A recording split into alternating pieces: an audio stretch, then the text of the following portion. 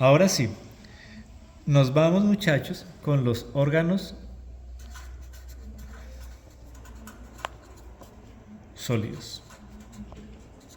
Es decir, son órganos que no suelen tener una cavidad. ¿Listo? Ok.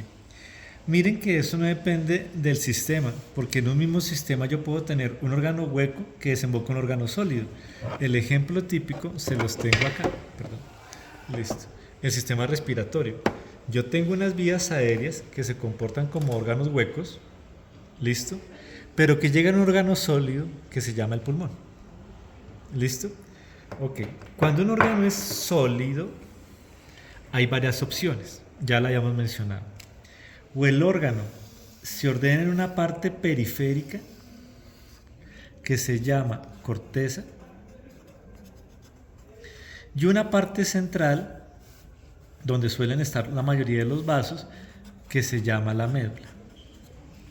¿Listo? Okay. Está en el rojo. Listo. Ok. Muchas veces estos órganos huecos, sólidos, perdón, que en corteza y médula suelen tener cápsula, no es obligatoria. Uno no habla de la cápsula del pulmón, por ejemplo, pero sí habla, por ejemplo, de la cápsula del vaso, ¿listo? Pero sí puede hablar, por ejemplo, de la cápsula del hígado, ¿listo? Ok. Estos órganos que tienen cápsula, las cápsulas suelen ser tejido conectivo denso, ¿sí? Listo. Cuando no tienen cápsula, pues de hecho hay órganos que no tienen cápsula. Aquí tenemos uno que la cápsula es casi muy delgadita, si es que tiene, es el páncreas. El páncreas casi no tiene cápsula. ¿Listo? El riñón sí tiene cápsula, por ejemplo. Ok, entonces la cápsula puede decir, vuelve y juega, no es obligatoria, pero algunos órganos tienen, otros no tienen. Unos órganos suelen ordenarse en corteza y médula. Vémosla acá, corteza y médula. ¿Listo? Ok. Pero hay otros órganos, como por ejemplo el pulmón, que de hecho ustedes lo ven a simple vista, se ordenan 1, 2, 3 o más lóbulos. Esos lóbulos están separados entre sí unos con otros. Entonces, por ejemplo, la glándula parótida tiene lóbulos, la glándula mamaria tiene lóbulos, el pulmón tiene lóbulo superior, medio e inferior. ¿Listo? Pero hay veces que esos lóbulos se siguen haciendo zonas más pequeñas, por ejemplo en el páncreas. Y miren que acá se ve un patrón como lóbulos chiquiticos. ¿Listo? Estos lóbulos chiquiticos no se llaman lóbulos chiquiticos, se llaman lobulillos. Entonces yo puedo tener órganos sólidos organizados en lóbulos, otros en lóbulos y lobulillos. ¿Listo?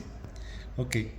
Pero cuando yo tengo esa organización en lóbulos y lobulillos, quien me separa un lóbulo de un lobulillo, un lobulillos entre sí o lóbulos entre sí, suele ser el estroma, es decir, suele ser tejido conectivo.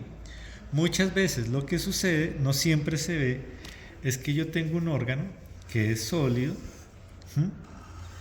tiene su cápsula y la cápsula empieza a separar por medio de tabiques de tejido conectivo a ese órgano en pequeños lóbulos y lobulillos, el timo, por ejemplo. ¿Claro? Listo. Entonces eso es importante, que ustedes cuando miren un órgano, sepan si es un órgano sólido, si es un órgano hueco. Condiciones que no pueden faltar. Si el órgano es hueco, siempre arrancan a describirlo por la mucosa. Si es una piel, por la epidermis. Y si el órgano es hueco, lo primero que tienen que decir es, este es un órgano hueco que se organiza en una región más externa llamada corteza, una región más interna llamada médula, o este es un órgano que tiene cápsula que separa el órgano en lóbulos y lobulillos. Eso es lo primero que ven. Uno cuando ve una placa no la suele ver en 40x o en 100x de primera, ¿sí? Uno primero, si se mete a un bosque y quiere ver el bosque, uno primero lo mira desde afuera. Y luego sí detalla los árboles, y cuando ya detalla el árbol, detalla la hojita. Lo mismo pasa acá. Uno primero, las placas primero se escriben en 4X. Cuando ustedes la ven en 4X, lo primero que dicen ¿es un órgano sólido? ¿Es un órgano hueco?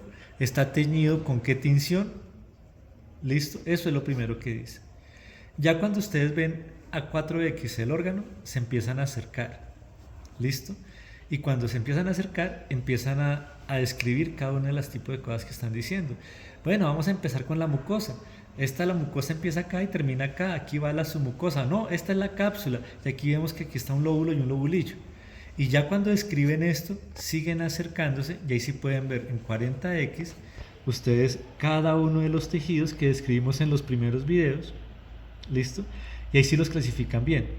Esos primeros videos donde yo les puse la clasificación de todos los tejidos fundamentales es precisamente para que no se equivoquen a la hora de escribir un tejido y no vayan a decir esta cápsula está hecha por tejido conectivo laxo denso, o es laxo o es denso. Esos errores no los pueden cometer. Entonces vuelvo y juega, primero acá, luego acá, luego acá.